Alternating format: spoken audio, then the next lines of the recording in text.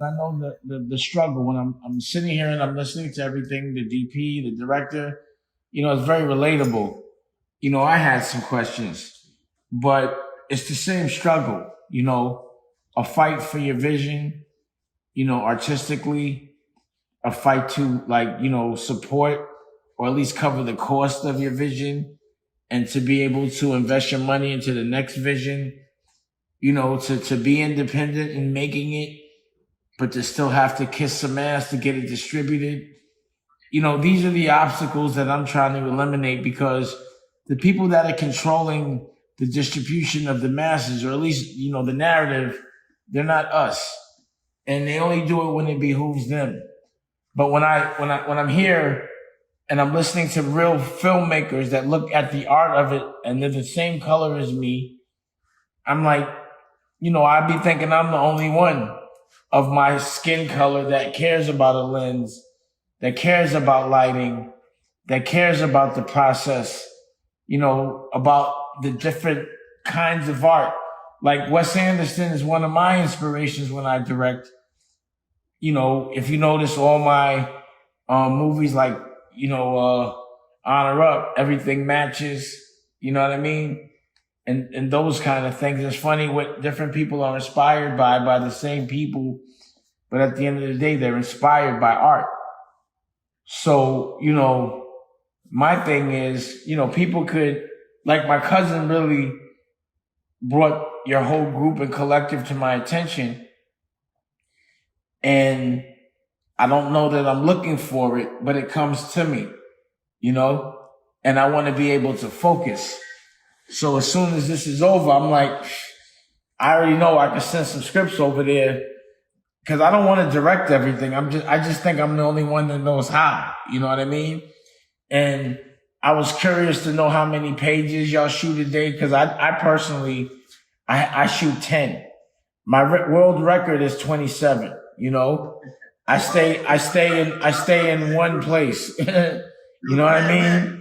And, we could talk about those kind of things, wasting a lot of time setting up a shot where it wasted your whole day, especially if you're shooting on, with people that are in the, what do you call that? Not insurance, the, like SAG and all that type of thing. Union. When you're shooting union and what time and a half means after 12 hours, and how much time is wasted if you can't block. That's the reason why I bought my own cameras. And that's the reason why I kind of like have a studio so I can block. I just know everything y'all went through because I'm an artist. And I just want to help y'all with your fight because I can relate to your fight because I go through it. But distribution is important. Like you can make it, be independent, but you still got to kiss ass to have other people see it. But if my platform is as big and strong as I think it is, because, I do what Netflix does. I'm also a 24-hour network. I also know I have a deal with Comcast. I did this with my own bread independently. I was like, fuck a movie. I want to do a network so that I can show everyone's movies as well as my own. So I appreciate everything you're doing. I appreciate the conversation. I appreciate the process, and I'm looking forward to the exchange of creative energy. And, my cousin is on some real stand-up, thorough, you know what I mean? And he only affiliates me with people that are stand-up and thorough because if some corny shit happens, I'm going to laugh at him and he can laugh at me. And he doesn't want to hear it and I don't want to hear it. So, it's all about really what yields. And I think you guys are a good example of what we could do together if we stick together collectively as a culture and as creatives and people that respect the art. But also we got to get that bread, We have to make our own Hollywood, our own kind of a mafia, So when collectives like y'all call me, it ain't no issue. Literally, I spoke to y'all last week, and we making moves now, a week later. So not only is the creative important, but the execution is important. Being about that action, being innovative, doing screenings like we're doing, having Q&As. We can do this all day. And also, I like to challenge people to out hustle me. I don't think anybody can. I think that's a good kind of a challenge. So I'm challenging everybody to, keep me busy. So when I look at good creatives like yourself, I'm like, I got to get better because they on my heels. So don't think I'm not about to go do something. Thank you for inspiring me, but you will feel it. I want y'all to keep up so I can keep up, so you can keep up, so I can keep up. But we got to get that money. And there's a new world coming because the old world is over. It's the end of the world. And the way things are approached will be different.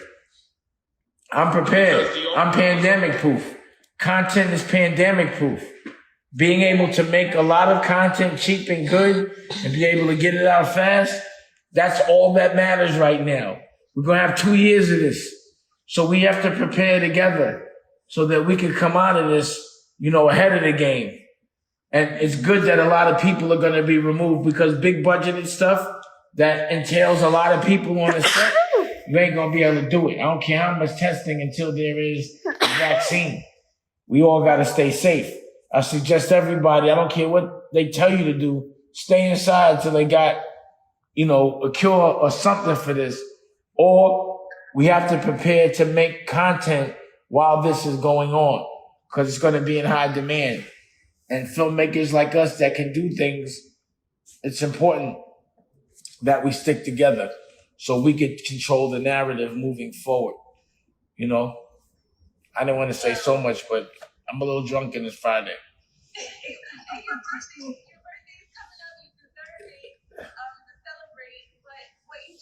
Is key because content is king right now, and we have the power and the ability to create at such a much lower budget and to turn them around. So I appreciate you sending that message because it's really important for people to understand what the next 2 years is going to look like, just from a health-wise standpoint, and then from, like you said, going out and making money and turning around our communities financially and taking more power into our own hands. So I appreciate that message that you have.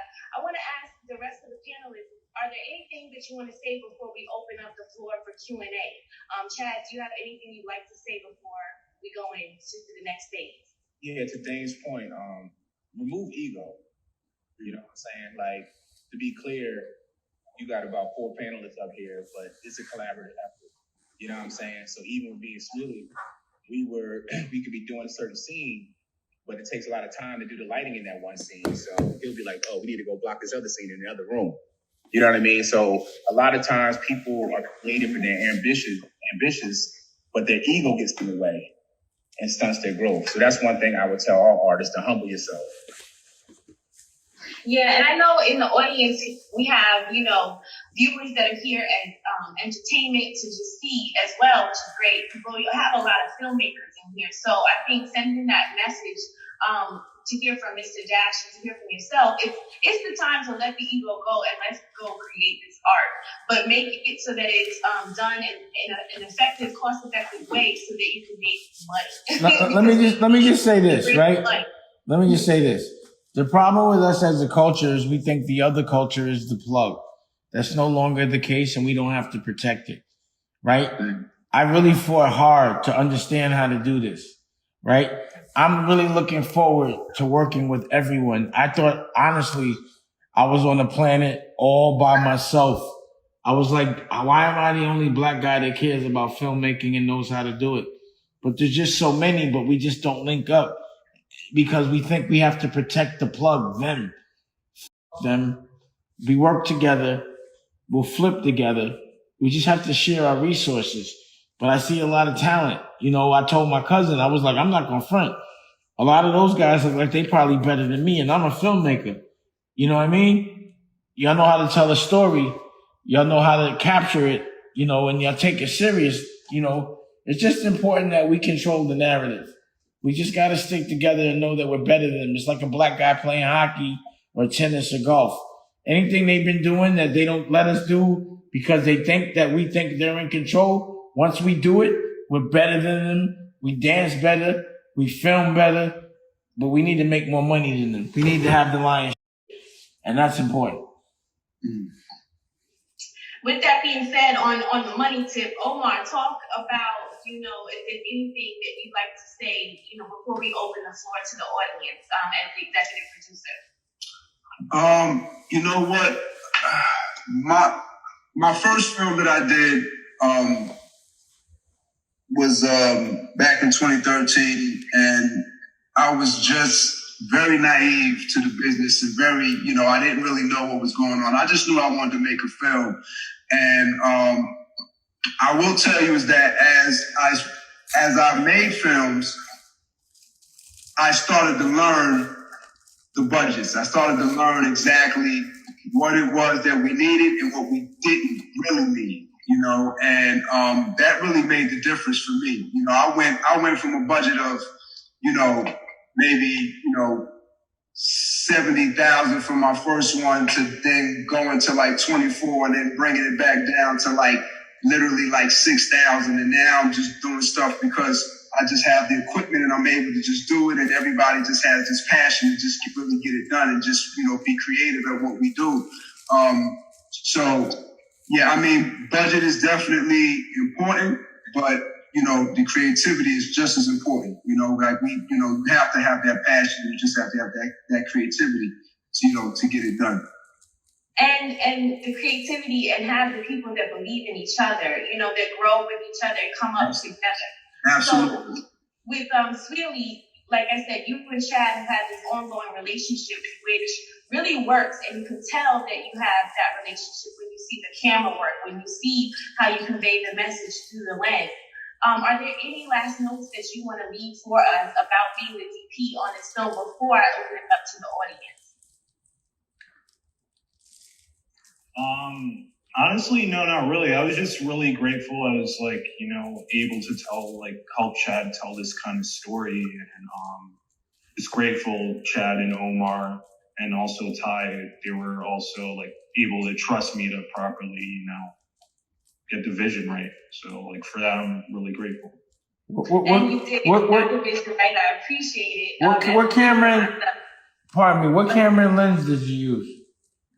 Oh, so I used at the time it was A7S2, and I believe we rented out a couple of Zeiss Prime lenses, but it was a really very small camera package. It wasn't anything crazy, but we had to have a small package just because there was we didn't have a big budget, and we also had to move fast. So I got some Zeiss lenses. I shoot on Zeiss lenses for my television. But I put them on Black Magics because the files are smaller. But when I shoot movies, I shoot them with I got a dragon. But I use anamorphic. Yeah, nice. But y'all can use my lenses anytime y'all want, is my point.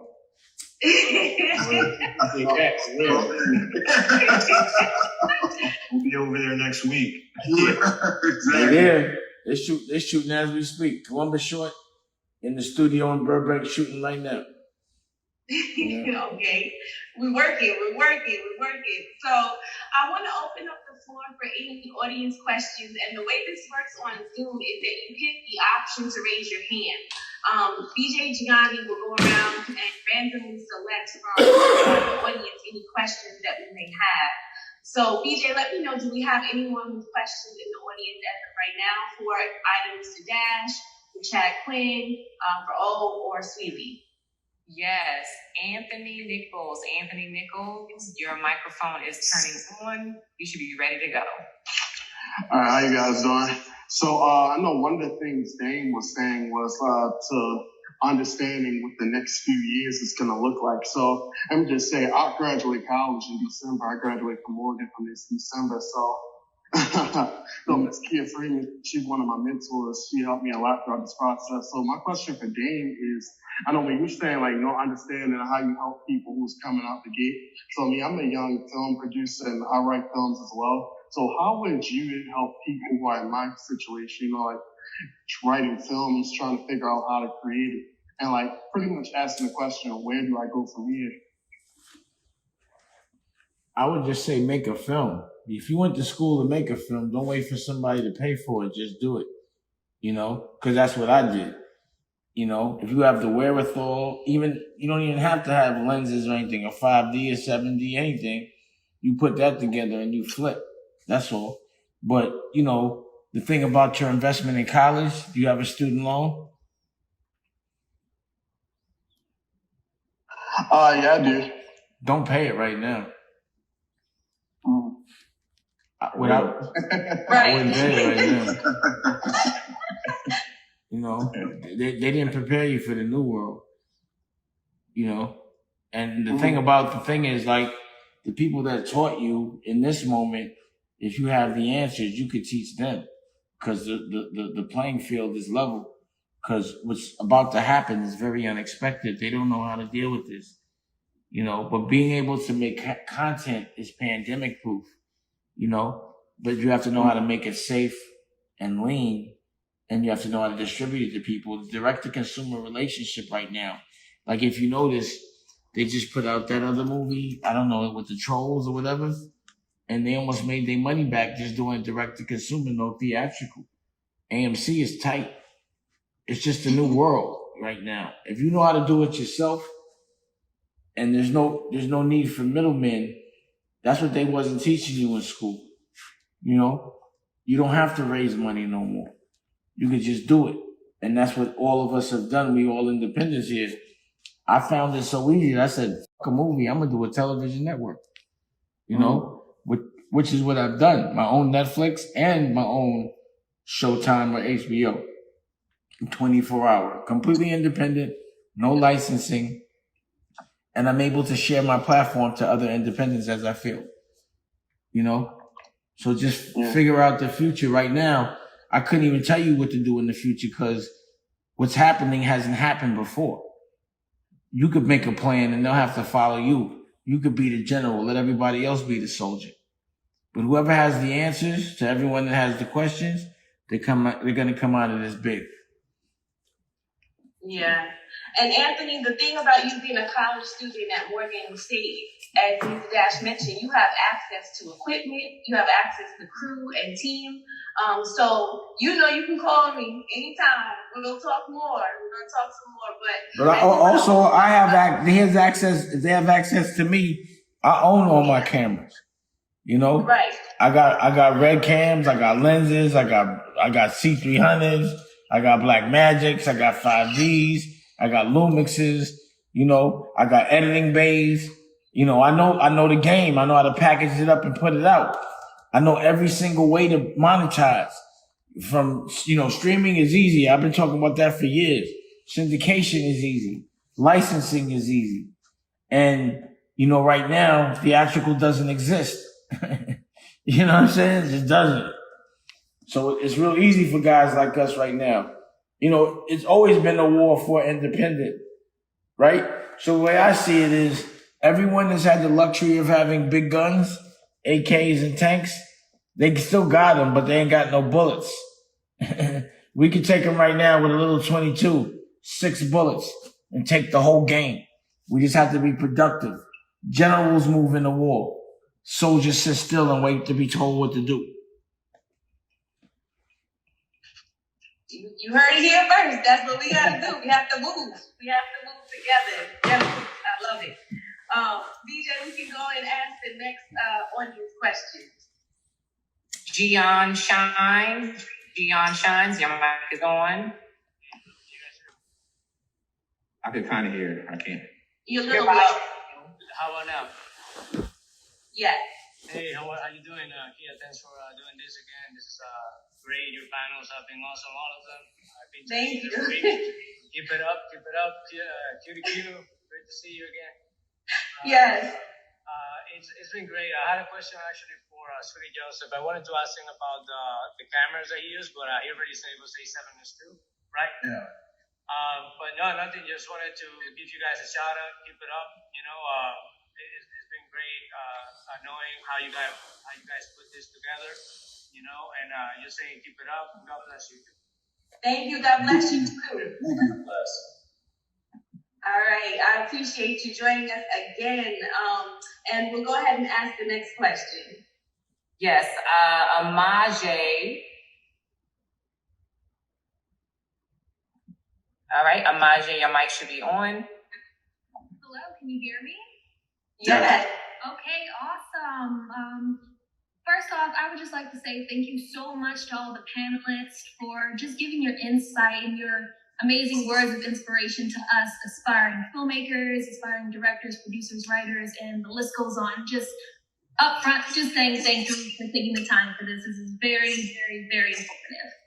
So, just jumping right into my question. My question is actually for the writer-director, Chad Quinn. My question is, for your film, what is your long-term or future goals for your film? For my film, thank you for your support too, and everybody that joined tonight. We appreciate you guys. My long-term goals is to make films that I want to watch. As a kid, a lot of my influences were by people who didn't look like me, unfortunately. My daughter to this day, she wants me to make a movie that she can watch. You know what I mean? I'm like, we never had a never-ending story with a black lead. That's my favorite movie. There's so many different avenues that I want to get into with the filmmaking, but ultimately I want to make films that make myself proud, make my wife, my mom, my family proud, and that people could be like, yo, I can relate to this. You know what I mean? Because what I want to show us is how dope black people really are. You know what I mean? Like, we're so nuanced. We come from so many different areas. You can go into the gym, listen to DMX, and leave listening to Coldplay. You know what I'm saying? Like, we're so unique, and I feel like to this day, we're still not capturing that. You know what I mean? So ultimately, I don't want to put myself in a box like I'm only going to do hood stories. I do have some hood stories. You know what I mean? But I want to be moving around. Just anything that touches like just the human condition. Right. It's beautiful because you want to share our stories as a culture, and I think it's very much needed, especially in today's time. But if you don't mind, I have a part 2 question as well. So honestly, any of you can answer, not just Chad Quinn, but what is the major takeaway that you want the audience to get from this film? That's a good one. Oh, you want to go first? Any of you can answer. Yeah, I think, it's a really powerful story. I think what we want people to know is that, no matter the circumstances that you go through in your life, that as long as you are resilient and you just push through, that you can make it, that you can do it, that things can change and change for the better. Tal Power is a very strong individual, and as a young girl, she went through a lot, and she was resilient, and she was able to overcome. And the blessings that were bestowed upon her throughout her journey show evident in who she is today as a person. So. Yeah. The only thing I would add, that's beautiful. What I was saying, like, it doesn't have to be spot on that you've dealt with the same type of trauma. You know what I mean? So to O's point, whatever your obstacles are, me and O both are also educators. And unfortunately, I've been in situations where there have been a lot of little boys touched too. And we still don't talk about that story yet either. You know what I mean? But ultimately, whatever you're going through, understanding I'm a Christian, like God has you. There's something bigger. There's a bigger purpose. Like that line about the elephant. I actually was in church and the pastor talked about that. You know what I mean? So I never knew I was going to come back and use that nugget later, but that's just how things work. And I have to say, the line about the elephant is what took me out. That's what touched me. And it was powerful. I wasn't a part of the team in necessarily making this film, but I can say one that took away for me as a viewer is that the power of believing in yourself as you said, going through the trauma, but at the end of the day, when she had that moment, her lives totally changed when she had that moment to believe in herself and actually do what she was passionate about. So I think that was a great question. Let's go into our next audience question. Tina Brown. Oh, thanks. Hi, can you hear me? Yes. Okay, great. So I am from Oman. I've known him for a really long time. I'm a spectator, so I'm not a filmmaker. Shout out to all you filmmakers. I'm sure it's a tough job, but I have two questions that I wanted to ask. One question is going to go to Cuddy, I guess that's Chad, and then the other one is going to go to Dane for sure. One is going to be from the filmmaker side, and the other one is from the business perspective. So I'm going to start with Cuddy because I think this is I think you can answer this pretty quickly. Because we kind of touched on it with the resilience. Watching what she went through and being a woman and knowing so many women, and like you said, even men or, little boys who've gone through this type of trauma. And I know that you said that you kind of softened it, which you did. You did a great job in not making it so heavy and softening it. But then how do we make sure that we do not become desensitized to, just this the rape, the molestation, being affected by all these things that the drug use that affect the Black community. How do we not become, just completely desensitized by it, and then just, it just becomes the norm? Now, do you want me to ask the second question first, or do you want to answer that one? We can answer that. Okay. Okay. I think that's a great question, to be honest with you. I think that you have to distinguish between character and circumstance, right? So we all are people and we have circumstances that happen, right? So it's important not to show stuff all the time where we become immune to it. Like if we see somebody's head get shot off every day, then that's not going to resonate with us, right? So you have to find that balance, but at the same time, you don't want to make it cookie cutter either. You know what I mean? So during the process, I would talk to Todd. We would talk a lot about how we want to display this. With my actors, I wanted to see what they can give. I wanted the audience to get to the point where they're uncomfortable, but they're still in it. You know what I mean? So that's kind of like to answer your question. Like, I don't want to hide the realities that I deal with every day when I'm talking to my families. But at the same time, when there's opportunities to show that people persevere, I'm definitely going to uplift that as well. Right. And I do want to say I did notice you did a great job doing that, like not making it so, so heavy and still understanding the depth of what she was going through. The other question I had was from the business perspective. This would be more for Dane. I'm not a filmmaker. I don't understand filmmaking, right?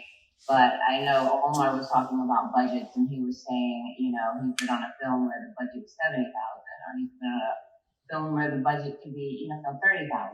Now, if I'm an investor and I say to myself, okay, I'm looking at Cuddy, I'm looking at Omar, I'm looking at this group of guys, and I'm saying, I like what I see, right? I have a little bit of money, right? I know everybody wants to put their money in real estate or whatever, you're being told right now to put your money into. Why and how am I going to profit if I say, okay, you know what, Cuddy, Omar, and who's the guy with the glasses, Swali, why should I give you $70,000? And how am I going to make my money back? And what's the business side of it? I wouldn't give my $70,000 to anybody. To be honest, I wasn't professing that anybody should do that, unless they're directing the movie and they're in control. But I know the reason why I invest that kind of money in myself as a filmmaker is because residual income is important. So I may feel like working hard now, but I know I'm not going to feel like working so hard when I'm older. And the thing about movies is if you do it well, if you capture whatever experience and whatever narrative you're trying to capture, it'll play over and over again, and you can license it. You can have so many different kinds of residual income from it. And, you'll make money by the pool 14 years later for something that you did 14 years prior to. So, the investment is about the future. Sometimes you don't get your negative back immediately. Most of the times you don't. It's about having a catalog that you could also leverage if you feel like it as well, based on income. You know what I mean? It's not an immediate lick, For some people it is, but it doesn't happen so often as lotto. But it is a good investment. If you make something good, it'll make money forever. And that's the reason why I've invested in making my own catalog.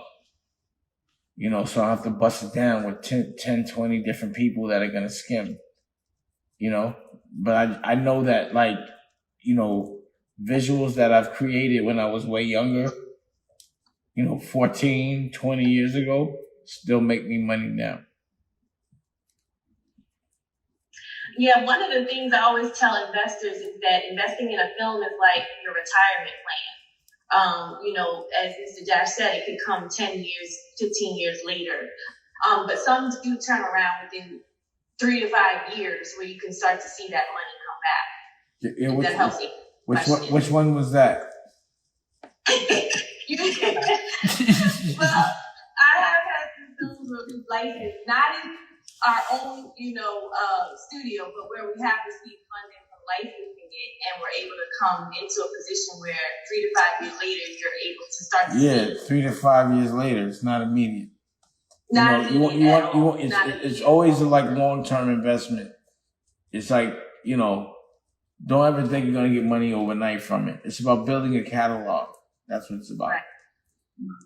Yeah, retirement plan. Do you have any other hands up, BJ? Yes, our next question is coming from, is it Udo or Udo? Your mic is on. Hi, how you doing? My name is Udo. It's short for Udokan. And my question is, as a Nigerian American, I was born and raised here though, but I do have a good understanding of my Nigerian culture, and I know it's not new to the filming industry, but I try to incorporate that every now and then when I'm creating films and everything. So I just wanted to ask this question, if you can answer it to the best of your ability. What's the outlook for Africans that have difficult names to pronounce? What's their chances of being given a chance to show what they can do? This time is not about giving, it's about taking. You know what I mean? If you're good and your work is good, because of the way the world is working, the direct-to-consumer relationship, there's no giving. It's about taking. And, are you asking about Nigerians? Nigerian filmmaking? There's a lot of wealth. It's just like a foreign, if you have a foreign, if you're not completely American, if you have an idea that incorporates an African culture or just any other culture, what's the chances of them of a film studio in America giving them a shot? See, that's not my perspective. I would never be able to give you advice on how to make somebody from another culture invest in us. It's about you investing in you, So I don't want nobody to give me an opportunity. I take my opportunity. Why are they better than me? Why do they have to give me anything? I'm not about that. I just believe if my work is good, I don't care where you're from, people are going to come and want to get it. And they'll stand in line for it. No one gives me nothing. Don't give me nothing. I want to take. I want to earn. And we're good enough to do that. Them telling us we're good doesn't mean we're good. It's us knowing we're good and showcasing that and monetizing that without them. The direct-to-consumer relationship the internet provides for us and streaming, that makes that possible. Yeah, and just and you know what, just to that point too, in terms of African filmmakers, I mean, I've seen some incredible films done by some African filmmaker. I probably just watched one the other day that had me captivated. So I mean, there's an absolute market for that, and like Dane was saying, it's definitely about you creating your own opportunity and making it happen. That's it. You don't look at it as what that person can do for you. It's what you can do for yourself. Yeah, I want to touch that real quick too. Like, that's what we call vultures. You know what I mean? That's appropriation. So you don't want somebody stealing your market. It's like basic supply and demand economics. You go ahead and create and they'll come to you. You'll find your audience. And because I know it's about really honing your skills and taking moments like this evening and listening from the business point of view, but also listening from the creative perspective. As you heard, Chad mentioned he watches Wes Anderson. He has other films that he used as references when creating this film. So when you go to create your productions and have your market and your audience, it's about growing and learning and constantly learning from other individuals through the work that they do and adapting it to your own style. So I think you're already going in the right direction because you have a community. Now it's about improving and creating on a certain level so that community continues to come to you. BJ, we can go ahead to the next question. Yes, 3 more questions. I'm going to Ram, R-A-M. Okay. Hello. Hey, Ram. Hey. My question, well, first off, I want to say great job on the film. I was engaged throughout the film, and I was really impressed. So my question for Dane is, he talked about making content that's lean. Can you kind of elaborate more on that as far as what you mean by that? Well, my learning curve was it would cost me within my studio if I outsourced $3,000 to $4,000 a day, to just have a camera, 3 cameras, a stage, and it was like I got 20 people that I have to pay. And I was like, let me figure out how to do this without having to pay 20 people. Let's try to pay 2. You know what I mean?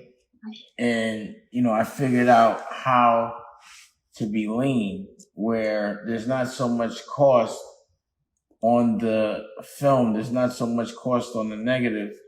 So I don't have to be like, I got to get a big theatrical or a big deal to get my money back so that I can put it back into something else. Because that's the problem with the movie business, right?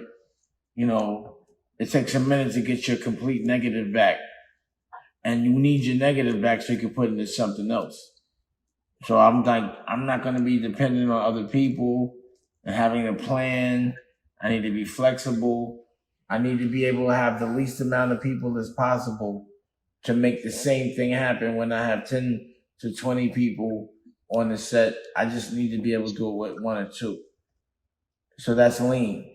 So when something like this happens, where you need social distancing, because I have the right cameras, the right lenses, I have it in a way that is so simple that 1 or 2 people could just press a button. And it took me a minute. And it took me a lot of spending money to figure this way out. But now that I've done it, when something like this happens, it's safe for me to continue to create content in the middle of, when basically the business model for corporate is they only can cut big checks. They only know how to cut, checks where a lot of people are on a set. It's not going to be able to happen for, 2 years. And I'm used to it. You can only cut a check corporately if you know how you're going to get it back. I don't even have to know how I'm going to get it back. I can cut a check anytime I feel like it. It's mine. And also the fact that a lot of, production companies are dependent on renting to big productions. And that's not going to happen anymore. So there's also going to be a lot of equipment available for cheap right now. You know, so it's about taking advantage. If you're used to being independent, you're used to moving in the war anyway. While everybody else is used to being like, you know, supported, they're used to living when life is fluffy. Now that the playing field is level, everyone that's used to being supported is crumbling. And this shit is easy for someone like me. I do this when everyone's healthy. Now everybody's weak. It's way too easy right now. Watch what happens.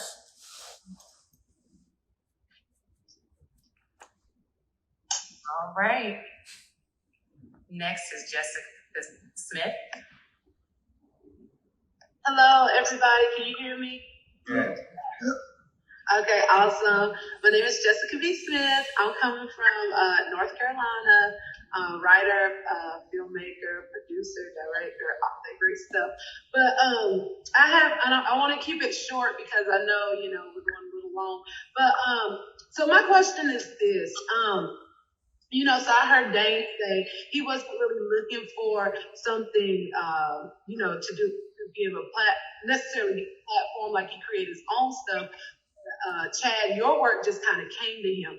And so my question is for filmmakers who don't necessarily have the type of connection where if, you know, this guy worked with his cousins with, you know, a big name who has a platform. For people who don't have that type of connection and they're just using what they got however they can, but really desiring that platform, what would be some advice that you could give? Like I know we have film festivals and pitch conferences and different things online that you can commit to, and like there's a lot of different ways. But I just want to know some advice that you could give for someone who is really pushing for that platform. Oh man, believe in what it is that you are doing. Believe in it. You know, push it. Don't, you know. There's no limits. You know, when I first started film, it wasn't about, you know, I didn't think about platforms or, you know, what to do. I just believed in a certain project that I wanted to do, and I just went for it, and I just made it happen. I mean, that's you know, that's my take on it. I didn't, you know, it was, you know, you just gotta, you know, if you have full belief in what it is that you're trying to do, you know, in your art, you have that confidence, you know, it's possible, it's doable, you know, all the way. It's just something that you can do. You can absolutely do it. So real quick to O's point, I am people, you know what I'm saying? So we were without a platform at one point, to be very clear. I was writing just for the sake of writing. It's not like somebody just found me and discovered me. It's like you have to find your tribe, right? So when me and O met, we were at a screening. He did a vignette, and I just liked the way he moved. I liked his energy. I'm like, yo, I want to work with you one day. And we hit it off after that. You know what I'm saying? The thing we doing tonight, you can do tomorrow night. You know what I'm saying? If you already have a film out there, you can put a Zoom account with your people. You know what I mean? You think about there's so many people who started just by building their brand in their community. The worst thing you can do is, and you're not doing that, but the worst thing you can do is look for someone else to find you. You know, just put in the work. When you put in the work, I don't care if you only have 5 people watching that work. You know what I'm saying? Get that momentum going. And that's how you create. My man, Bobby Huntley, shout out to him, he's an independent filmmaker. And right now he has a trailer that's viral, Corona Man. So I'm sure a lot of y'all already saw that. You know what I mean? But he's somebody else who's just pushing his work. And you never know how it's going to happen. You know what I'm saying? Like, just be ready. Yeah, and I would say, you know, being a producer, you're in North Carolina. Sometimes people want to be on such a huge platform when they start. Like Chad just said, you can start with your 5 people, but you know, take your community that you have right at your fingertips, and if it means you're producing a short that's 5 minutes, because that's what your budget allows, think about it that way and start building and growing from the small products and the small projects that you can produce based on the resources that you do have, and use the community around you. Start with the people you know, and then from there you continue to grow. And social media is free. Like, I think, Jessica, you were part of the Producing the Dream conference last week. Like, literally, I put the conference together within like 3 weeks, and we had over 500 people that registered for that. People that I don't even know from across the seas that registered. My point is that you can use your platform for social media and grow and continue to grow until it becomes an opportunity bigger, or what you're actually looking for to be in front of a larger audience. But start where you are. Start with the resources you have and just create, and then continue to grow. It will happen. I think we have one more question. Two more questions before we wrap up tonight. Okay. Yes.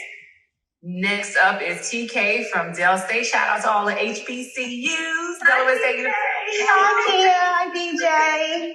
Well, I just wanted to say thank you to all the panelists. This was really amazing. It's great to see a platform for some short films. I am an actor, writer, but what I want to do with my passion project, and Kia knows this, is I want to do a documentary.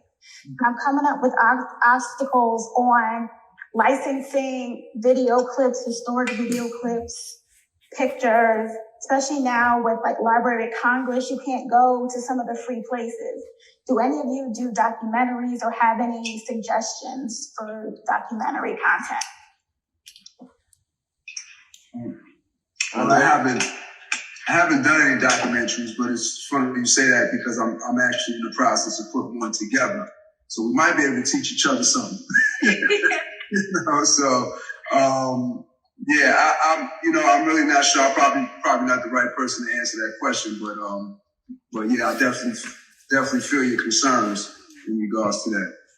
I've done a couple of documentaries, so I could tell you, if you don't own the footage, you got to pay for it. It is what it is. Period. It's really expensive. Very. Yeah. That's why I tend to do documentaries about myself. I don't think anyone wants to hear my story yet. You'd be surprised. True. Yeah, and I would say, TK, the other thing is, like you said, the Library of Congress, the National Archives right now are closed for us to access them. But, with everybody working virtually, I feel like you may be able to get to the individuals that can help point you in the right direction, because those two places do have a lot of free content, but you could pack it in as much as you can with interviews.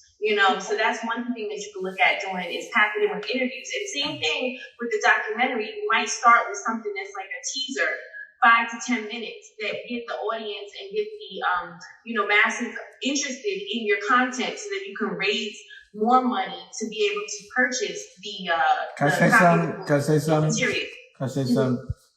If it costs this much to clear the footage, documentaries don't yield as much as scripted.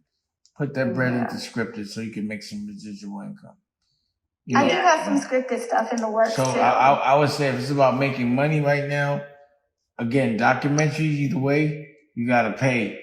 And a lot of times that's a labor of love. It's about, spreading something that's creative and something that inspires you. But if you want to make some money, you got to make some scripted, and that's why my network has scripted, as docuseries. But it's about if I'm going to do and work really hard and I got to pay bills, my energy is going to be focused on what's going to pay my bills. And once I pay my bills and make a lot of money, then I could throw some money on something that's not going to yield as much. But documentaries give you credibility, but they don't yield. They're not as profitable. The funny shit is the dumbest shit I've made has made me the most money. The smartest shit I've made has only yielded spiritually, but it hasn't paid the most bills.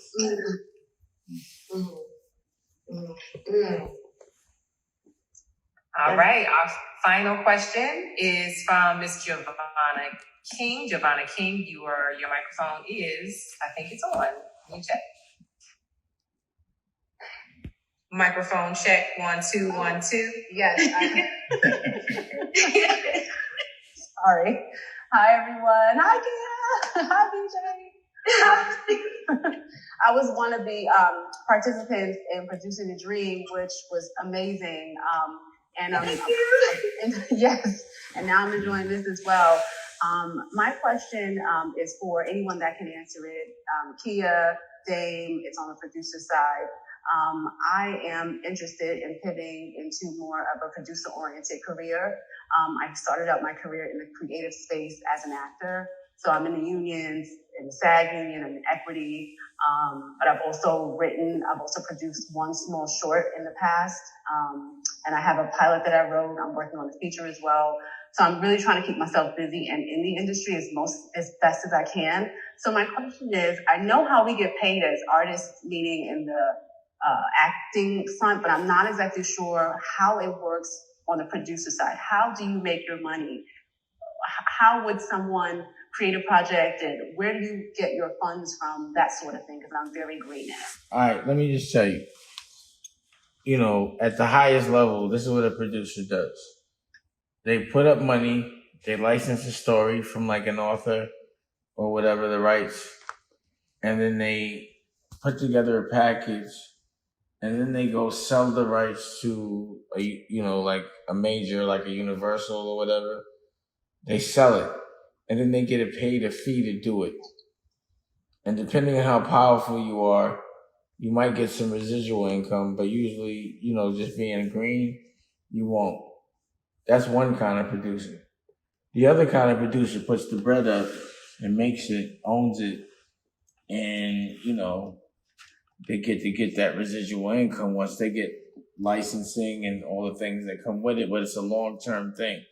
That's the kind of producer I am. You understand what I'm saying? There's different kinds of producers. It depends on what you want out of it.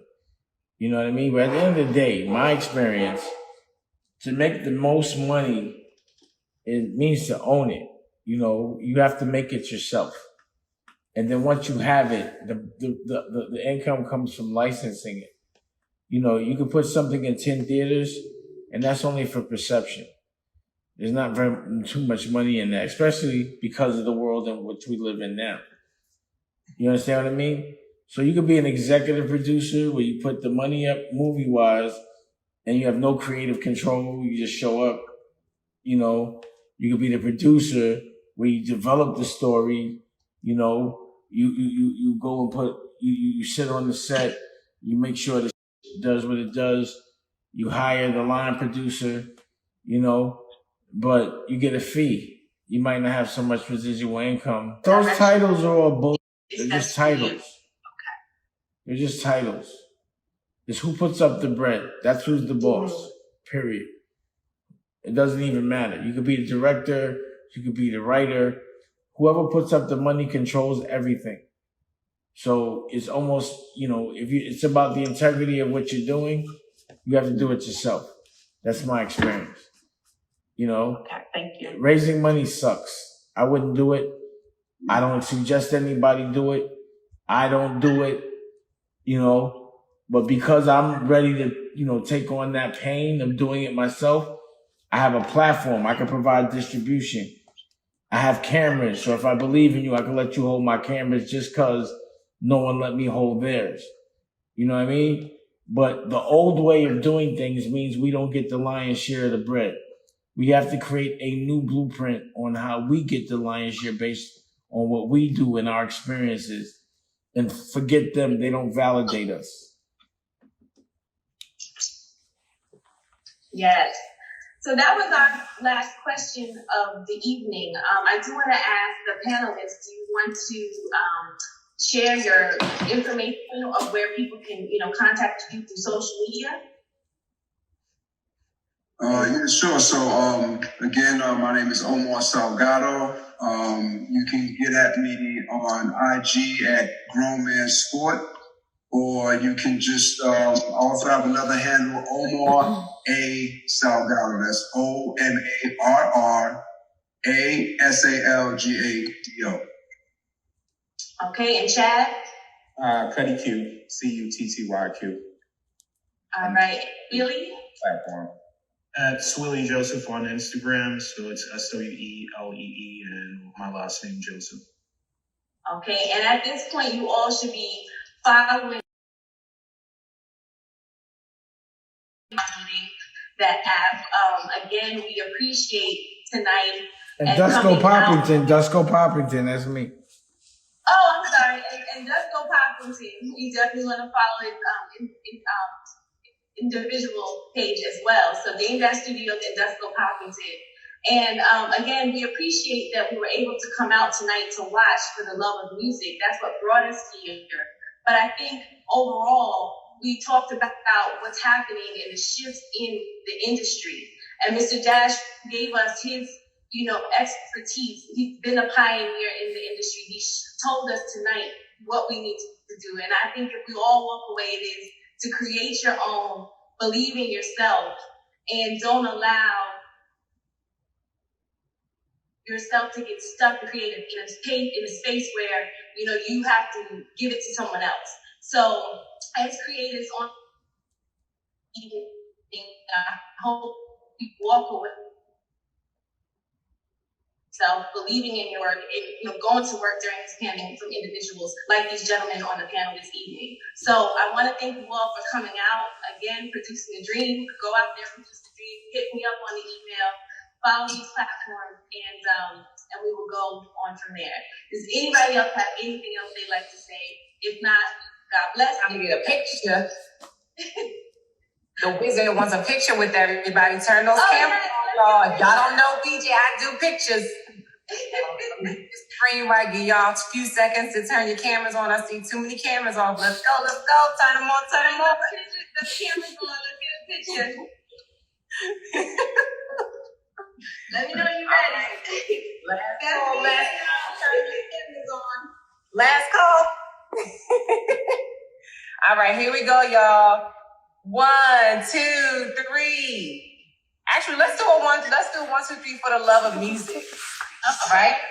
You can do a screenshot. What tonight on the count of? You can do a screenshot. 1, 2, 3. For the love of music.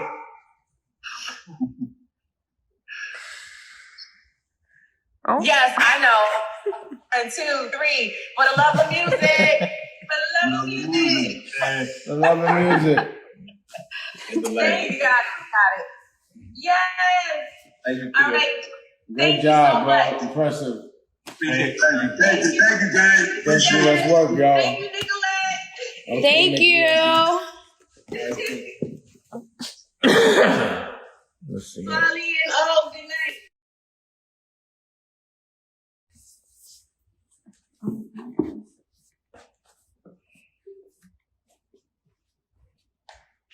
This Rocky's not cooking dinner tonight. You know what I mean? Straight creative, straight productive, straight evolution. Every day we talk, it's about something new, different. So stay inspired. You know what I mean? I'm tired. If you want another amazing video with the one and only Dame Dash, check it out right there next to me. I think you'll enjoy it. Continue to believe, and I'll see you there.